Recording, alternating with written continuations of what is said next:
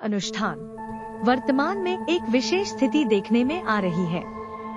जैसे जैसे समाज का भौतिक आधार बढ़ता जा रहा है और लोगों को आर्थिक स्थिति सुधरती जा रही है, वैसे वैसे सुख समृद्धि और ऐश्वर्य के साधन बढ़ते जा रहे हैं। इसके साथ यह स्थिति भी देखने में आ रही है कि जैसे जैसे लोगों का बौद्धिक स्तर बढ़ता जा रहा है, वैसे वैसे ही अनेक प्रकार को सामाजिक समस्याएं सामने आती जा रही है। शिक्षा के प्रसार, आर्थिक स्थिति के सुधार और सुख संपन्नता के साधन जुटाने के साथ साथ परस्पर विश्वास एवं निर्भरता को कड़ी कमजोर पड़ती जा रही है। इसलिए विवाह के साथ साथ गृहस्थ जीवन, पारस्परिक संबंधों, प्रेम, अपनत्व एवं विश्वास को भावना में भी निरंतर गिरावट आने लगी है। शिक्षा के प्रसार और आर्थिक स्थिति सुधरने का सबसे अधिक प्रभाव वैवाहिक संबंधों में देखा जाने लगा है। अधिकतर संपन्न और पढ़े लिखे परिवारों को अब अपने बे या बेइयों के लिए सुयोग्य वर या वधू के लिए लंबे समय तक प्रयास व इंतजार करना पड़ता है। उनके भावी संबंध स्थायी बने रह पाएंगे अथवा नहीं, इसका भी हमेशा संशय बना रहता है। युवाओं में स्वतंत्रता एवं निर्णय लेने को भावना के बढ़ते जाने और समाज में प्रेम विवाह का प्रचलन शुरू हो जाने के उपरांत बच्चों का विवाह कार्य संपन्न करना एक जटिल समस्या बनता जा रहा है। चाहे वैवाहिक कार्य के समय पर संपन्न न हो पाने, रिश्तों का बनते बनते रह जाना अथवा अकारण ही बीच में रिश्ता टूट जाने के पीछे अनेक कारण जिम्मेदार हो सकते हैं, पर एक बात सर्वमान्य है कि वैवाहिक विलंब एक सामान्य समस्या बन गई है। विवाह बाधा अथवा विवाह विलंब के पीछे कोई भी कारण क्यों न हो, तंत्र के पास उसका समाधान है। तंत्र आधारित ऐसे अनुष्ठानों को संपन्न करते ही अनेक बार वैवाहिक कार्य तत्काल संपन्न होने की स्थितियां बनने लगती हैं। इस अध्याय में शिव पार्वती की तांत्रोक्त उपासना पर आधारित एक अनुभूत अनुष्ठान दिया जा रहा है। यह तांत्रिक अनुष्ठान अनेक लोगों द्वारा प्रयोग किया गया है। अधिकांश अवसरों पर इस अनुष्ठान को संपन्न करने से वांछित कामनाओं की पूर्ति अतिशीघ्र होने लगती है। जिस समस्या को दूर करने की कामना से यह अनुष्ठान किया जाता है, वह समस्या दूर होने लगती है। अगर इस तंत्रोक्त अनुष्ठान को पूर्ण भक्तिभाव एवं श्रद्धायुक्त होकर संपन्न किया जाए तो 3 महीनों के भीतर ही वैवाहिक कार्य सफलतापूर्वक संपन्न हो जाता है। इस अनुष्ठान को सनस बड़ी विशेषता यह है कि इसे संपन्न करने के पश्चात विवाह में आने वाली बाधाएं तो दूर होती ही है, साथ ही मनवांछित जीवन साथी भी मिलता है। विवाह में यह बात बहुत महत्व रखती है कि विवाह में उत्पन्न होने वाली बाधाएं दूर होने के बाद जीवन साथी कैसा मिलता है। अगर किसी अनुष्ठान को करने से एक 25-26 वर्ष को आयु वाली युवती का विवाह किसी प्रौढ़ व्यक्ति अथवा किसी विदुर से होता है तो इसका क्या औचित्य है। विवाह हमेशा ही 7 जन्मों का संबंध माना गया है। अगर किसी व्यक्ति अथवा युवती के विवाह के बाद एक जन्म का साथ भी ठीक से न चल पाए, विवाह सुख को प्राप्ति के स्थान पर जीवन अनेक प्रकार को समस्याओं से भर जाए तो इसे किस प्रकार का विवाह माना जाए, इस पर विचार किया जाना आवश्यक है। अगर जीवन साथी मन अनुरूप मिलता है तो जीवन सुख से व्यतीत होने लगता है।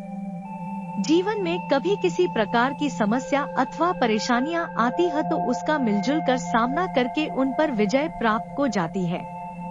इस दृष्टि से शिव पार्वती के इस अनुष्ठान का महत्व बढ़ जाता है।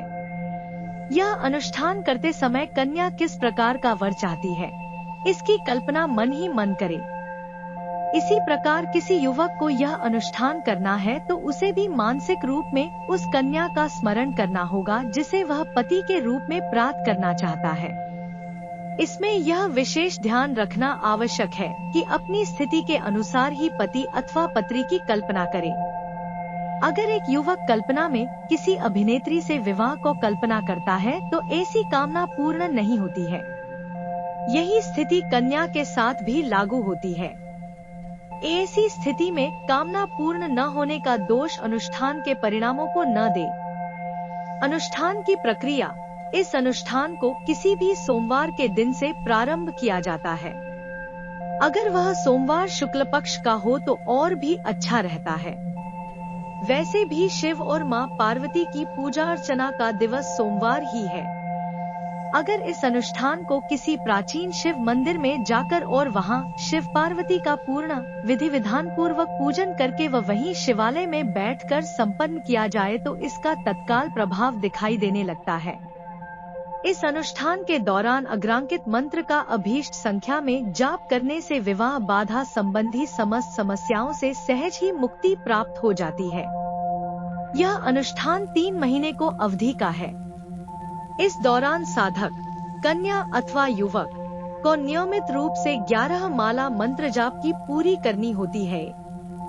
मंत्र जाप की इस संख्या को अपनी सामर्थ्य अनुसार घटाकर 5 अथवा 3 मालाओं तक भी सीमित किया जा सकता है। इस अनुष्ठान को किसी भी शिव मंदिर में करने से फल को प्राप्ति शीघ्र होने के बारे में कहा गया है, किंतु वर्तमान में अपने आसपास ऐसा कोई शिव मंदिर अथवा शिवालय मिल पाना कठिन लगता है जहां बैठकर यह अनुष्ठान संपन्न किया जा सके। जिन्हें यह सुविधा प्राप्त है वह अवश्य शिव मंदिर में इस अनुष्ठान को संपन्न कर सकते हैं, अन्यथा इसे घर पर भी संपन्न किया जा सकता है। इसके लिए आपको नर्मदेश्वर शिवलिंग को आवश्यकता होगी। नर्मदेश्वर शिवलिंग को प्राण प्रतिष्ठित करने की आवश्यकता नहीं होती है। पूजा में इन्हें सीधे ही स्थान दिया जाता है। इसके लिए सामर्थ्य अनुसार पीतल, तांबे अथवा चांदी का स्टैंड चाहिए, जिस पर शिवलिंग को स्थापित किया जा सके। घर में जिस स्थान पर आपको अनुष्ठान संपन्न करना है, उस स्थान को गोबर से लीप कर अथवा गोबर के अभाव में गंगाजल छिड़क कर स्थान शुद्धिकरण, उस पर एक लकड़ी की चौकी रखें, उस पर शिवलिंग को स्थापित कर लें। इसके बाद को संपूर्ण प्रक्रिया वैसी ही रहेगी जैसी आगे बताई जा रही है। इस अनुष्ठान की प्रक्रिया इस प्रकार है। यह अनुष्ठान सोमवार के दिन से शुरू करना है और निरंतर 3 महीने तक जारी रखना है। इस अनुष्ठान को संपन्न करने के लिए शिव पार्वती पूजनार्थ काले तिल, शतावरी की फली, कमल दाने, फूल डोडा, श्वेत आक के पुष्प, नागकेशर, 3 सप्तमुखी रुद्राक्ष, 1 लघु पंचमुखी रुद्राक्ष माला, घी का दीपक, गुग्गुल युक्त धूप, जनेऊ, चुंदरी एवं कुमकुम आदि की आवश्यकता होती है। अतः अनुष्ठान को शुरुआत करने से पहले उक्त समस्त सामग्रियों को एकत्रित करके रख लें। जिस सोमवार के दिन से इस अनुष्ठान को शुरू करना हो, उस दिन सबसे पहले प्रातःकाल सूर्योदय से पूर्व नहा धोकर तैयार हो जाएं। स्वच्छ धेत रंग के वस्त्र पहन ले। इसके पश्चात 1 गिलास कच्चा दूध में थोड़े से काले तिल, कमल दाने, श्वेत आक पुष्प, शतावरी, नागकेशर आदि को डालकर व अन्य पूजा सामग्री लेकर शिव मंदिर चले जाए। जो साधक यह अनुष्ठान मंदिर की अपेक्षा अपने घर पर ही संपन्न करना चाहते हैं, तो पूर्व में बताए अनुसार अनुष्ठान की तैयारी कर लें। शोष विधि यही रहेगी। शिवलिंग के सामने उत्तराभिमुख होकर बैठ जाए। अपने बैठने के लिए कंबल का आसन अथवा कुशा आसन का प्रयोग करें। सबसे पहले शिवलिंग को काले तिल युक्त व अन्य सामग्री युक्त दूध से स्नान करारे, फिर उन्हें शुद्ध जल से खान कराकर जनेऊ समर्पित करें। कुमकुम का टीका लगाए तथा रुद्राक्ष को जल से धोकर अग्राकित मंत्र का उच्चारण करते हुए शिवलिंग पर अर्पित कर दे। रुद्राक्ष को अर्पित करने का मंत्र अग्राकित प्रकार से है: सकल दोष निवारणाय शिव पार्वतीय नमः। सद्राक्ष अर्पित करने के पश्चात शिव को आक पुष्प चढ़ावे, उन्हें पुष्पमाला व मौसमी फल अर्पित करें और अंत में घी का दीपक जलाकर उनके सामने रख दे। इसके पश्चात मां पार्वती को दूध व जल से विधिवत स्नान कराए। तत्पश्चात उन्हें कुमकुम का टीका लगाकर चुंदरी चढ़ावे, उन्हें भी पुष्पमाला अर्पित करें। यह शिव पार्वती को संक्षिप्त पूजा का क्रम है। इस संक्षिप्त पूजा के पश्चात कंबल या कुशा आसन पर बैठकर शिव व मां पार्वती से अपनी प्रार्थना करें। उनसे शीघ्र विवाह बाधा का निवारण करके विवाह कार्य संपन्न कराने का अनुरोध कर अंत में उनको आज्ञा को शिरोधार्य करके उनके अग्राकित मंत्र का रुद्राक्ष माला से जप पूर्ण कर लन। इस अनुष्ठान के लिए अग्राकिंत मंत्र का 11 माला मंत्र जाप करने का विधान है। इसको संख्या को अपनी सुविधानुसार भी व्यवस्थित किया जा सकता है। शिव पार्वती मंत्र इस प्रकार है। हे गौरी शंकराद्वागी यथा त्वं शंकर प्रिय तथा मां कुरु कल्याणी कांत कांता सुदुर्लभाम। यह मंत्र जाप पंचमुखी लघु द्राक्ष माला के ऊपर संपन्न किया जाता है। जब आपका अभीष्ट संख्या में मंत्र जाप पूर्ण जो जाए तो घी के दीपक के द्वारा शिव पार्वती की 11 बार आरती उतार ले।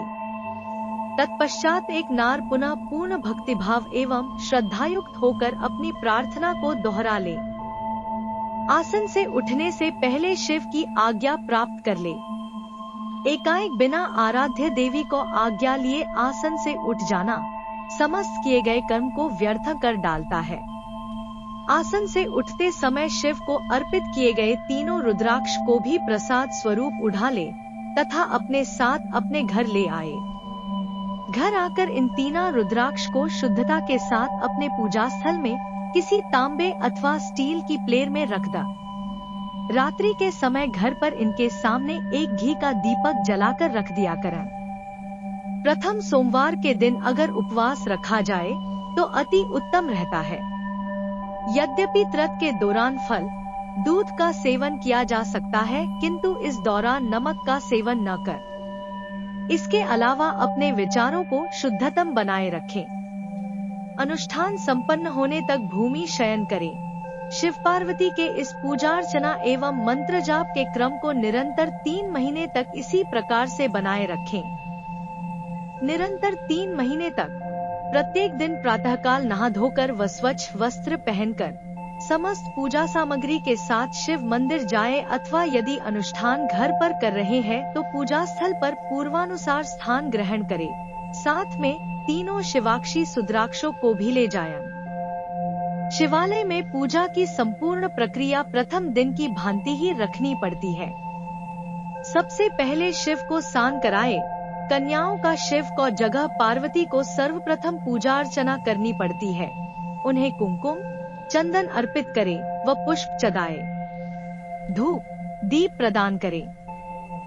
तत्पश्चात प्रथम दिन की भांति अपनी प्रार्थना को दोहराते हुए उनको आज्ञा प्राप्त करके पूर्ण एकाग्रचित्त होकर अभीष्ट संख्या में मंत्र जाप पूर्ण कर लें।